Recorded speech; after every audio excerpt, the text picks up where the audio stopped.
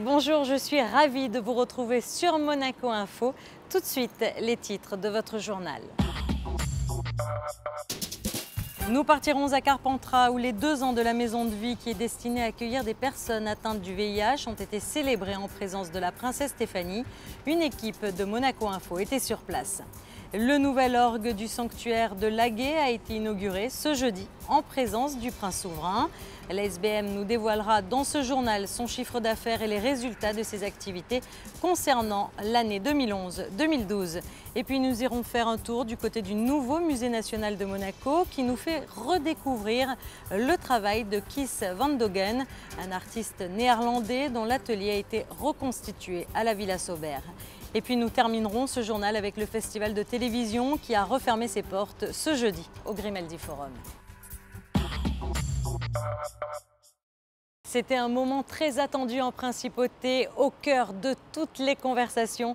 Le nouveau marché de la Condamine a été inauguré ce vendredi. Ce nouveau marché de la Condamine, c'est un projet fédérateur. On a toujours dit que la Condamine, le marché de la Condamine, c'est le cœur populaire de la principauté. Donc ce nouveau projet, vraiment, il a été fait en étroite collaboration avec les services gouvernementaux et les services donc, de la commune.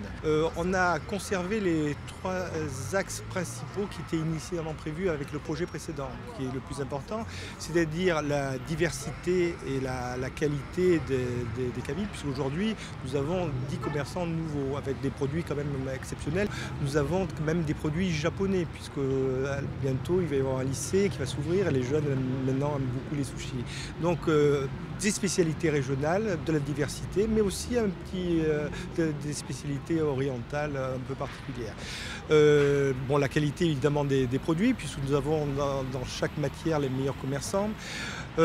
Ensuite, c'est quelque chose qui existe très peu dans le monde. On a fait des espaces de convivialité avec des tables et des chaises pour que les personnes, non seulement les clients puissent s'approvisionner, mais également consommer les produits sur place. Donc ça, c'est quelque chose qui existe très peu, un petit peu en Espagne, on l'a vu en Espagne. Donc c'est vraiment, ça va être un marché typique à ce niveau-là. Et là, le troisième axe qu'on voulait avoir, c'est d'avoir des extensions horaires. C'est-à-dire que le marché, normalement les marchés se terminent vers 13h ou 14h. Là, ils sont ouverts également l'après-midi, donc ouverts jusqu'à 14h30 le matin et l'après-midi jusqu'à 19h30, 20h. Et on pourra même faire des animations le soir. La maison de vie située à Carpentras a fêté ses 2 ans ce jeudi. Cette maison est destinée à accueillir des personnes atteintes du VIH. L'objectif, se reposer bien sûr, mais également se ressourcer. La princesse Stéphanie était bien sûr présente pour cet événement. C'est elle qui a voulu créer, je vous rappelle, cette maison de vie unique en Europe. La princesse Stéphanie extrêmement impliquée dans la lutte contre le sida. Je vous propose de l'écouter. Elle nous explique pour elle l'importance de cet engagement. Et je crois que c'est avant tout en étant maman et après on arrive à un certain âge où on se dit il faut que je fasse quelque chose et puis je sais pas expliquer pourquoi. Je me sentis prête à le faire et que je devais le faire. Mais quand mes enfants grandissent, je dis il faut que je fasse quelque chose et parce que de par mon éducation, on a toujours été élevés à être là pour les autres, tourner vers les autres par mes parents donc. Et je pense, du point de vue d'une femme, je pensais que voilà, je devais mettre ma notoriété au service d'une cause. Et c'est une cause vraie qui pouvait changer les choses et peut-être pour alerter la sensibilité des gens sur qu'il faut faire des choses, il faut être là, il faut se bouger, parce que ça continue, ça ne s'arrêtera pas si on n'est pas tous ensemble pour faire quelque chose. Quel est le message que vous voudriez faire passer aux téléspectateurs concernant peut-être le regard sur une personne malade atteinte du sida ? Il y a encore un regard qui est un regard de peur des fois. Oui, ça c'est quelque chose que je ne comprends pas. On n'a pas le droit de dire oui, ta maladie elle est bien, je te soutiens, ta maladie elle n'est pas bien, je ne te soutiens pas. Il y a une chose que mes parents m'ont appris, c'est qu'on est tous égaux face à la maladie, face à la souffrance. Ça n'épargne personne. Surtout le VIH, il n'y a pas de barrière socio-culturelle. Il faut arrêter avec ces vieux tabous du début de l'épidémie, ça a 30 ans. En 30 ans, on a évolué quand même. Enfin, j'espère que certaines personnes ont évolué. Et je crois que le regard, c'est juste essayer de trouver un peu de compassion. Et je crois qu'il faut juste ouvrir un peu son cœur, se regarder en face et se dire ça pourrait arriver à quelqu'un autour de moi. et pas discriminer les gens. C'était l'extrait d'une rencontre que vous pourrez suivre plus amplement sur Monaco Info la semaine prochaine. Je vous le disais précédemment, la Maison de Vie qui a fêté ses 2 ans ce jeudi. Mais alors, quel est le rôle de cette Maison de Vie? Le reportage de Fabien Bonnier. Unique en Europe, seulement 3 maisons de vie ont été créées dans le monde. Ce lieu, situé ici à Carpentras, est non médicalisé. Il a pour but d'accueillir des personnes vivant avec le VIH. L'objectif, faire un break, souffler un peu, reprendre des forces et recréer un lien social parfois rompu. On a fait le constat que les personnes qui vivent avec le VIH vivaient très isolées, très retirées sur elles-mêmes et qu'elles avaient besoin, j'allais dire, d'avoir un lieu pour se retrouver, partager, se resocialiser et surtout reprendre confiance en elles et de retrouver de l'estime de soi. Il y a souvent des personnes qui arrivent avec une histoire de vie très difficile et qui nous disent que finalement le VIH n'est pas ce qui les amène en premier lieu ici. Même s'ils viennent parce que la maison accueille des personnes qui vivent avec le VIH, mais c'est souvent leurs histoires de vie, leurs souffrances. Alors à la maison de vie, en fait, avant tout, on reçoit des personnes avant de recevoir leur maladie. Je pense que c'est ce qui importe le plus, c'est de redonner la place à la personne en tant qu'être humain, parce qu'ils sont souvent passés par des hôpitaux, des lieux médicalisés, des maisons de repos, et ils nous disent combien ça peut être infantilisant parfois pour eux que d'attendre des médicaments qu'on va leur distribuer, etc., et de les voir à travers leur maladie. Donc avant tout, on leur redonne une place d'être humain. 2 bâtiments, 1000 m² au total, 4500 m² de terrain, 8 chambres individuelles et 10 chambres doubles pour y accueillir des familles. Une équipe soudée de salariés, de bénévoles sont à l'écoute des résidents. La Maison de Vie vient de fêter ses 2 ans d'existence. Durant cette date anniversaire, la Maison de Vie a accueilli 14 membres de l'association Les Petits Bonheurs, située en Île-de-France. Le but de cette association est de redonner l'envie de vivre à des personnes véritablement cabossées par des années de galère. L'isolement chez les personnes touchées, c'est souvent le principal effet secondaire de la vie au long cours avec le VIH. C'est-à-dire que la plupart des gens qu'on accompagne sont des gens séropositifs depuis 20-25 ans. Et ce sont des personnes qui, au fil de ces années, ont peu à peu perdu leur entourage, leur vie professionnelle, puisqu'ils ont arrêté de travailler, leur vie affective, leur vie familiale, leur vie amicale, quitter Paris, s'extraire du quotidien, pouvoir venir dans le sud, au soleil, dans un endroit pendant 15 jours qui correspond un petit peu à des vacances, eh bien, ça peut vraiment à la fois être une source d'apaisement des moments qu'ils ont traversés et de plein d'énergie pour la suite, pour l'avenir. J'ai repris ma force, l'air est pur et je me sens très bien. Depuis la création de la Maison de Vie en 2010, 250 personnes sont venues se ressourcer, 1 à 3 semaines de resociabilisation. Chacun part regonflé pour affronter la dureté de la vie quotidienne. Autrement dit, pour beaucoup, l'exclusion, la stigmatisation, et c'est là que l'on voit que les mentalités n'ont pas tellement changé en 30 ans, la discrimination. Vous retrouverez prochainement, là aussi, un magazine consacré à la Maison de Vie. Et puis sinon, le sanctuaire de Laguet a un nouvel orgue, un orgue entièrement reconstruit. Et jeudi, lors de son inauguration, le prince Albert II a tenu à être présent. En effet, le souverain a contribué au financement de ce nouvel instrument. Le reportage de Patricia Navarro.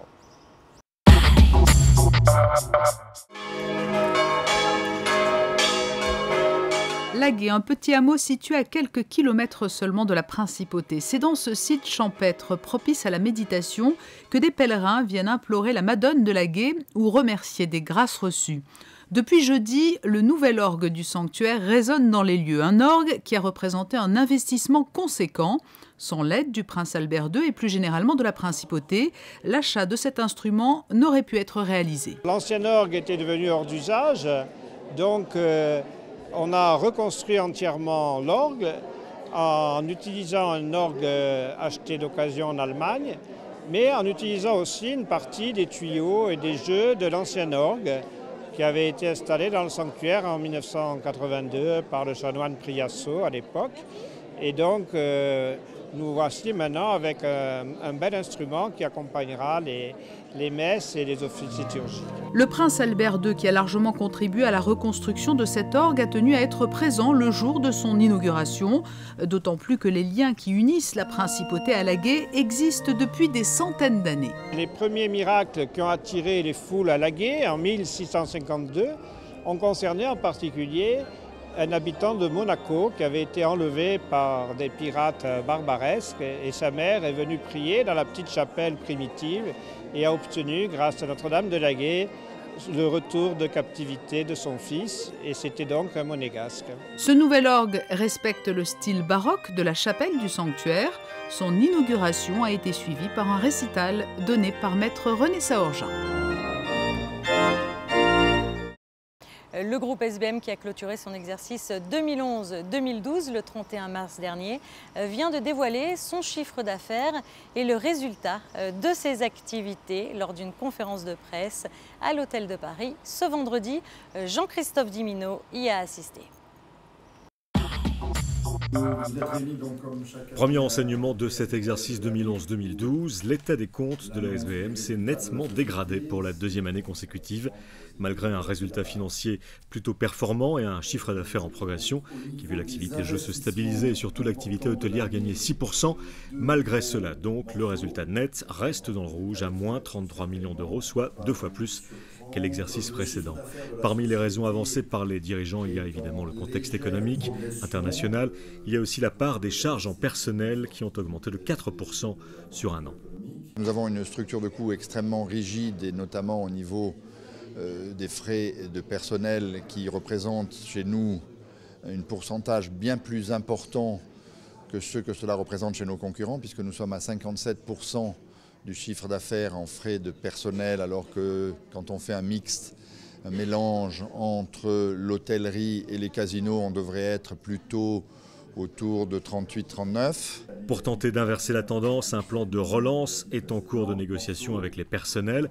Il comprend une réorganisation des services et un plan de départ à la retraite sur la base du volontariat. Malgré le contexte économique défavorable, la société Les Bains de Mer a pourtant choisi de poursuivre ses investissements en opérations marketing d'une part pour conquérir de nouvelles clientèles et en rénovation des chambres et du patrimoine foncier. Dernière en date, la livraison du Balmoral qui jouxte l'Ermitage, une nouvelle résidence hôtelière qui va générer dès cette année d'importants revenus locatifs. Jean-Louis Mazurel, administrateur délégué de la SBM, nous parle du plan de relance qui est en cours et des renégociations de postes au sein du groupe. On l'écoute. Les premiers résultats, c'est que ça a remobilisé pas mal de secteurs de la maison d'une façon pluridisciplinaire. C'est-à-dire que les gens travaillent ensemble et ont pris en main les différents projets sur lesquels ils sont affectés ensemble. Et ça bouge. Il y a la renégociation de la convention pour 8 syndicats sur 10, les intérieurs, extérieurs, les cadres, etc., qui a été signée il y a 2 mois. Ça a été accéléré. Et nous sommes en train d'avancer aussi sur une réflexion approfondie d'une convention pour les Jeux. Nous avons créé des postes d'ambassadeurs en Turquie. Nous avons renforcé les équipes en Extrême-Orient. Donc je veux dire, il y a une série d'actions ponctuelles qui ne sont pas toutes très grandes, mais qui dynamisent le système. Alors il a été beaucoup question quand même de la masse salariale au sein de la société Monte Carlo SBM. Pour autant, il n'est pas question de revenir sur les acquis sociaux, rassurer ceux qui travaillent au sein de l'entreprise. Non, nous sommes en concertation avec les syndicats, nous leur parlons beaucoup, ils ne le reconnaissent pas encore. Très souvent on entend dire vous ne nous parlez pas, ce n'est pas exact. Nous étudions avec eux des systèmes où nous protégeons les avantages acquis des gens existants et nous remettons des bases plus compétitives, plus économiques pour les nouveaux entrants. Et puis sinon, dans le reste de l'actualité en bref, jeudi soir, le ministre d'État Michel Roger a assisté à la fête nationale russe. Vous le voyez sur ces images, une réception qui a été donnée à la salle Belle Époque de l'hôtel Hermitage. La journée mondiale des donneurs du sang a été célébrée lors d'un cocktail donné à la plage du Larvoto. Étaient présents les donneurs bien sûr, mais également les représentants et décideurs du secteur santé. Et comme vous pouvez le voir, le conseiller de gouvernement pour les affaires sociales et la santé, Stéphane Valéry, était bien sûr présent. Une double remise de décoration a eu lieu ce jeudi soir en la résidence de France. Madame Michèle Mauduit, inspecteur d'académie honoraire, a reçu la distinction d'officier de l'Ordre national du mérite. Et Madame Suzanne Morat, professeure de lettres classiques, a quant à elle reçu la médaille de chevalier de l'Ordre national du mérite. Si les stars du petit écran ont brillé de mille feux lors du Festival international de télévision, la robe la plus chère du monde était quant à elle exposée au Fairmont Hotel. Il s'agit d'une création ornée de diamants noirs de la styliste anglaise Debbie Wingham. Son prix, 4 200 000 €.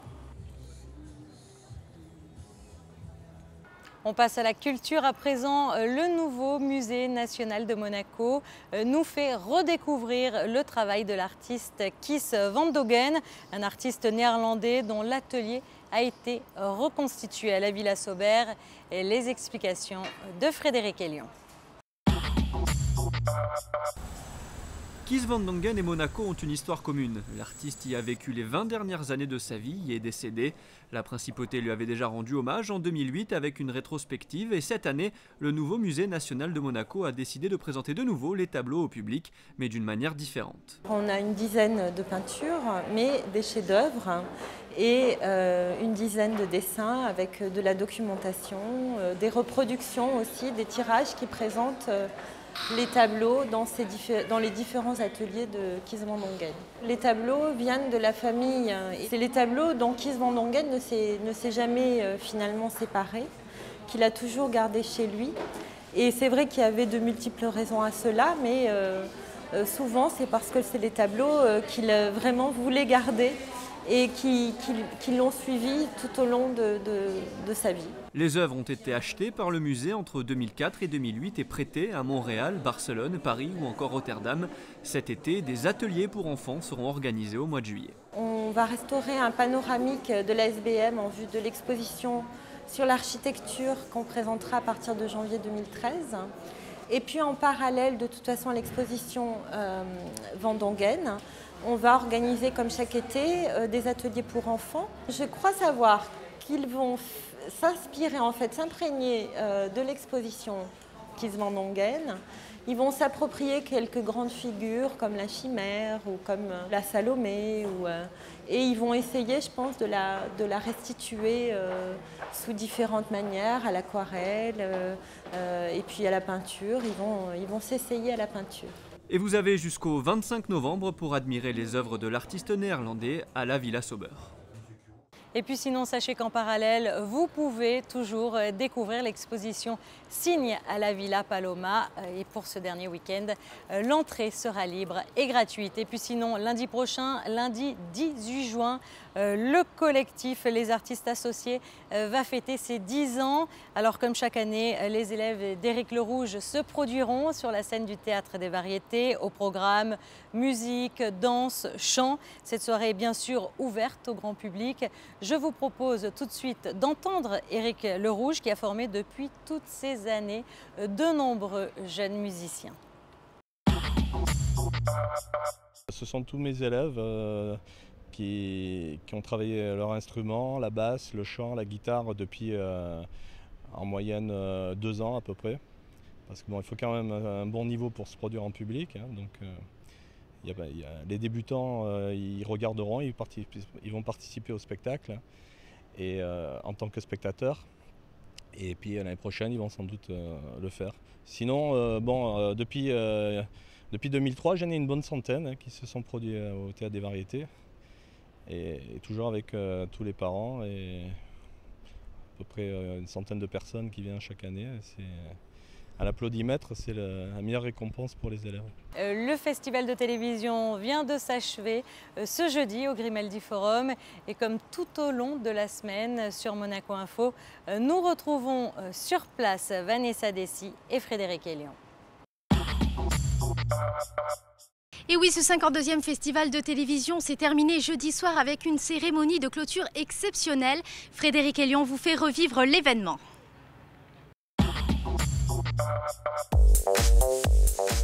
Clap de fin du festival de télévision de Monte-Carlo, toutes les stars ont défilé sous le regard de fans déchaînés d'une horde de photographes. Son Altesse Sérénissime, le Prince Albert, a également foulé le fameux tapis rouge. Et les stars américaines, elles, nous racontent comment elles ont vécu cette 52e édition du festival. J'ai passé un très bon moment, on s'est bien amusé, relaxé, il y a la mer, on mange bien, c'est magnifique. Cet endroit est incroyable, les gens sont géniaux, le Prince Albert nous a accueillis de manière exceptionnelle, on a adoré être ici et on devrait passer un accord pour venir chaque année. C'est la 52e édition du festival, il s'améliore d'année en année. C'est la deuxième fois que je viens ici, j'ai passé un très bon moment avec tout le monde, avec les fans. C'était vraiment incroyable. Je n'étais jamais venue ici et j'ai vraiment apprécié. On a passé la journée à Aise hier sur la plage, c'était très sympa. Beaucoup d'acteurs de notre série étaient présents cette année, on est ravis d'avoir été invités. La série a été nominée dans plusieurs catégories, c'est vraiment un honneur d'être ici. Ça a été incroyable, on a eu un temps magnifique, ça ressemble un peu à la Californie ici. C'est très ensoleillé, il y a la mer, la montagne. La seule chose que je regrette, c'est de ne pas avoir pu visiter un yacht. La prochaine fois que je viens ici, je veux absolument en voir un. Ça a été un festival incroyable, il y avait des stars de la télévision française, anglaise ou américaine. La prochaine fois, j'aimerais voir plus de projections. J'aurais bien voulu voir Downton Abbey cette année.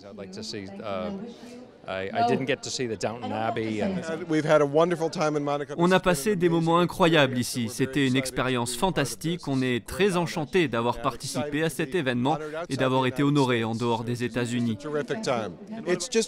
C'est magnifique de voir tous ces gens qui font de la télévision dans le monde entier et qui sont tous réunis ici.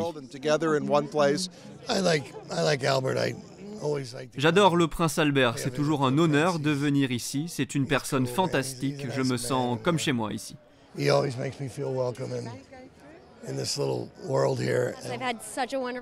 de revenir ici, c'était une expérience incroyable, l'endroit est vraiment magnifique, c'était une semaine inoubliable.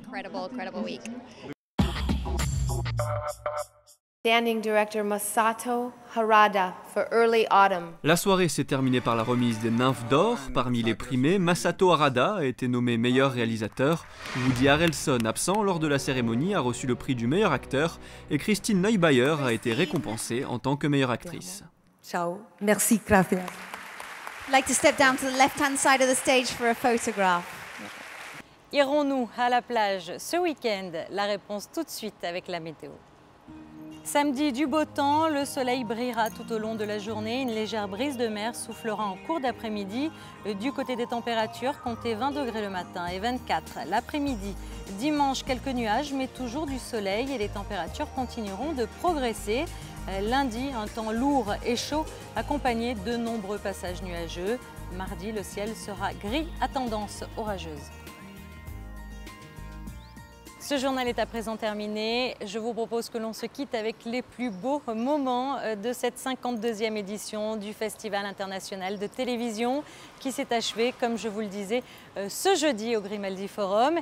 Et puis juste après, vous pourrez retrouver Jean-Christophe Dimino et Catherine Fautrier qui nous feront visiter le pavillon de Monaco de l'exposition internationale qui s'est tenue à Yuzu ce mois-ci. Salut!